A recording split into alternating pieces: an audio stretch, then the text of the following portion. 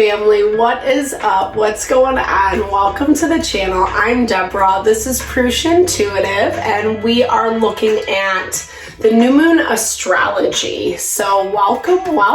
I really appreciate you taking the time always. Thank you for all the love and support to the channel. Definitely make sure to like, subscribe if you haven't already done so. Let's build and grow our community here. So when I was getting out the deck for our reading today, what popped out immediately was the new moon and south node.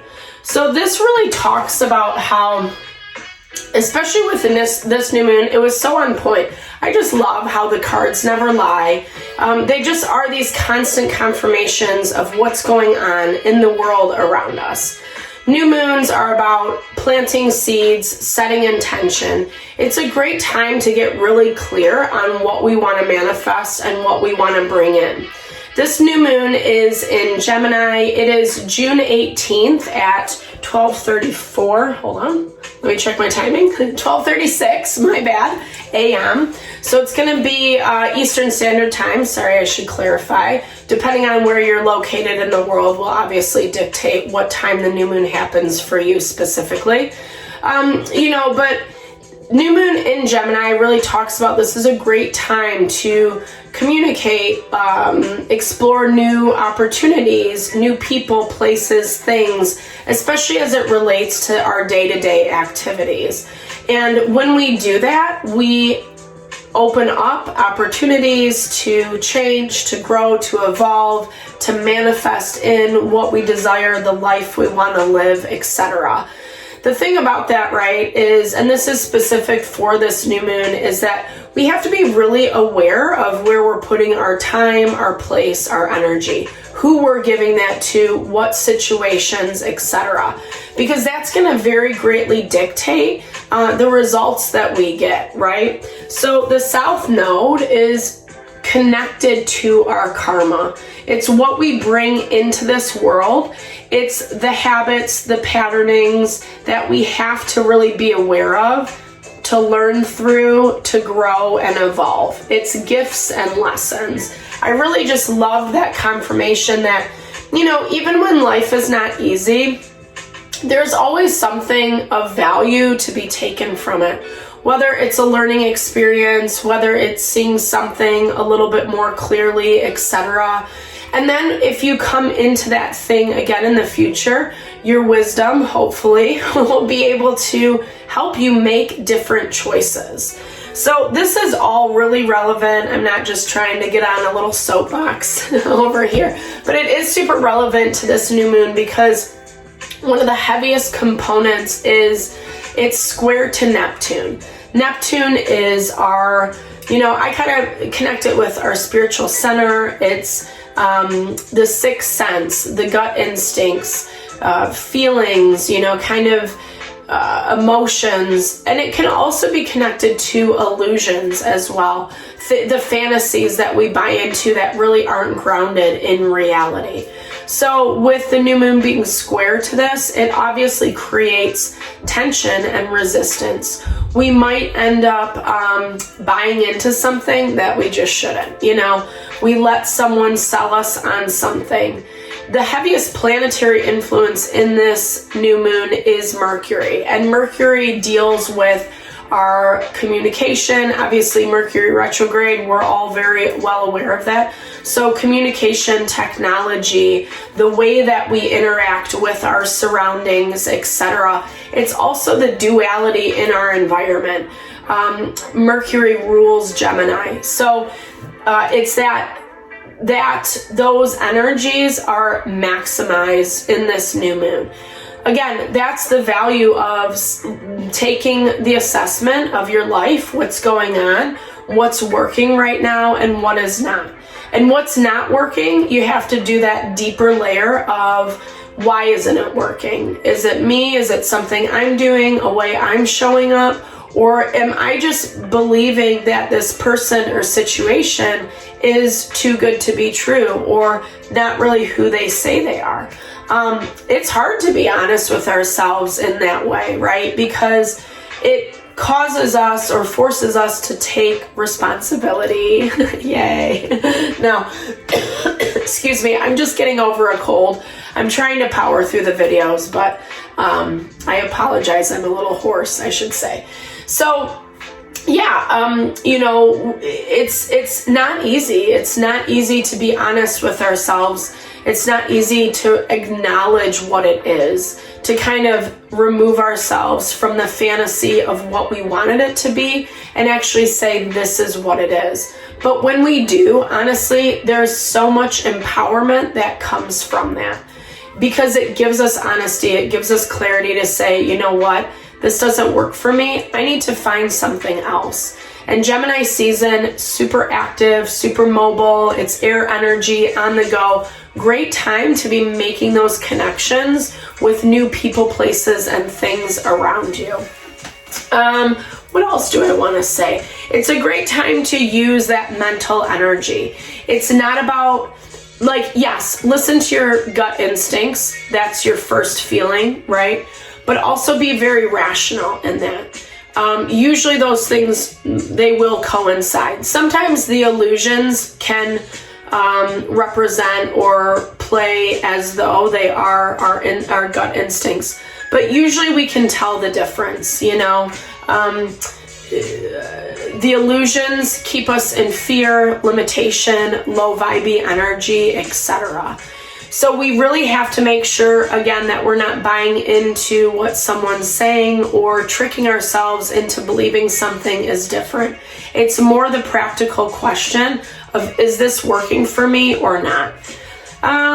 You know, and like I said, with that, it does come a little bit of tension.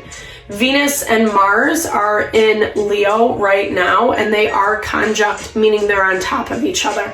So that dance between the masculine and feminine, how we feel versus the action steps that we'll take in order to get there. Black Moon Lilith is also in conjunction, and she's that tricky energy. She's the thing that's going to make us think or feel that illusion. You know, she likes to dangle the proverbial carrot, placate our ego. Well, if you choose this, it's going to feel so good, or whatever, you know, whatever that thing is for you, whatever you're kind of navigating through in your life right now will dictate how this is playing out for you specifically. Obviously, you can look up your natal chart with the transits. If you're into astrology at all, there's a lot of great free resources out there. Astroseek.com is one of the ones I use. I think there's a bunch of apps though. I'm like not good with the apps, so I'm not, but anyway, yeah, if you're interested to look at your stuff a little more in depth, I do readings. You can also look at the free resources online. Search engine, astrology, natal chart, free. You'll get it. All right, back to, so yeah, Venus energy and Black Moon Lilith. That is gonna, you know, and in Leo, it's all about our ego. It's all about how we want it to look. And that is gonna be one of the strongest detriments in this new moon. Again, making sure that you're making conscious choices, intentional choices. That's going to be maximized with Jupiter sextile to Saturn. It's a harmonious aspect, meaning that when we are aware, when we are being conscious and intentional about the steps we're taking, seeing things clearly for what they are, listening to people's words, also looking at their actions, being an observer, being patient, all that's bringing us to our abundance. That's going to make it way easier, way quicker to manifest, right? To bring in what you are working towards. Jupiter, Uranus, and our North Node is still in Taurus. Taurus is about building our finances, our stability, our money, possessions, etc. So that's basically saying when we do it in a smart way, when we do it in a way that we're fighting for our heart's wants, desires, learning our lessons, that's where that abundance is coming through. You know, the challenge, like I said, like I pointed out, is Neptune in Pisces, and Saturn's also in Pisces. They're on opposite ends, but they both talk about how doing the work, it's emotional. Healing, it's hard. Being honest with ourselves, it's hard, you know. But that's the practical component to life and the practical component to manifesting. Manifesting is very natural. It is earth energy. We have to work with the earth energy in order to make that stuff happen. And being practical means we're able to be honest and look at things through that very clear lens. Sometimes it just means getting clear on what our end goal is. You know, we can have all these ideas, they can be ambiguous, etc. But if something's tension, restriction, frustration, that's what we want to look at. And then we got to look back at that goal and see if it ultimately aligns. But it's going to stir up a lot of emotion. The process isn't easy, you know, it triggers shit. That's what evolution is. You know, we need those tense and dynamic components in order to evolve, in order to grow.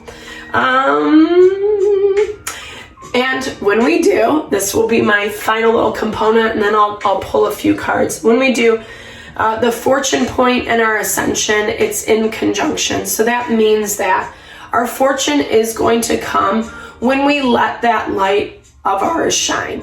The ascension point is all about, you know, really our first self, right? It's kind of like our best self that we give off to people when we first meet them, etc. Putting ourselves out there. That's who we want to embody. And when we embody that, that's where our fortune comes in. So I hope that little kind of overview of the astrology will help you navigate this full moon or new moon energy. It feels kind of like a full moon. I'm not going to lie. The emotions have been tense. Neptune in Pisces, it just makes it so much easier to pick up people, places, and things, especially if you're very sensitive to the energy, right? If you have an easy time picking up people's emotions, their feelings, even their thoughts, subconscious thoughts, etc., it can make navigating this difficult, you know? It's hard to separate what's ours and what's other people's. Just ask. That's the simplest thing you can do. Ask the question, is this mine? If this is not my energy, please take it away. Easy peasy lemon squeezy. And that's what it's all about, right? Yeah, so self-empowerment. I like that we get Aries energy. It's in the first house of self, our ego, in a positive way. Ego isn't bad, we need it, right?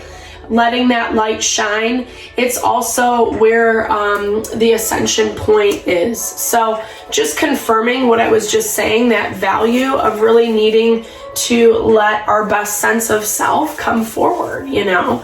If you know any Aries, they're just magnetic, I think, you know. They're fun, they're funny, they're, you know, have a lot going on, they're inclusive, etc.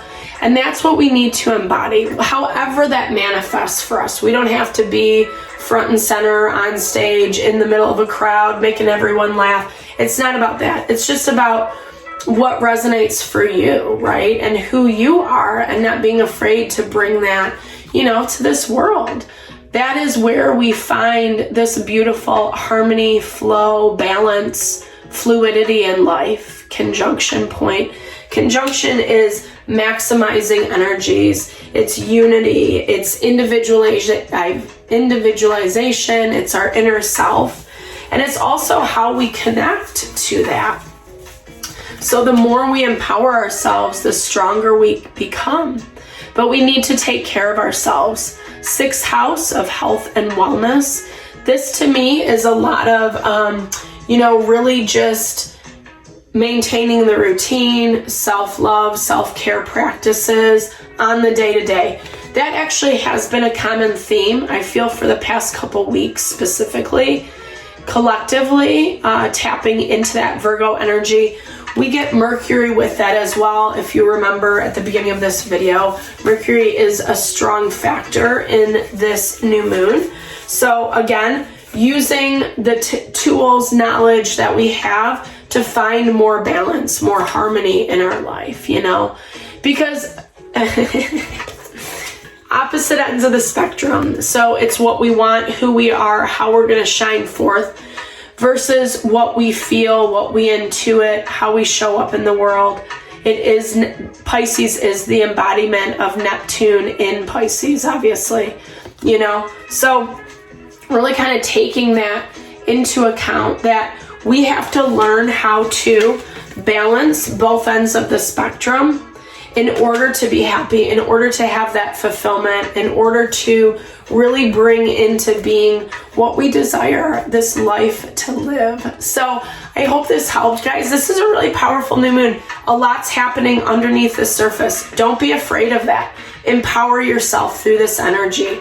New moons, set intention, get clear on what you want, call it in, baby, do a little dance, have a little ceremony, light a fire, set your wishes into the universe, and, you know, watch it come in. All right, guys, thanks so much for tuning in. I appreciate you. I hope this message helped. Lots of love, blessings, big thumbs up if it resonated, drop comments below. Let's build and grow our community.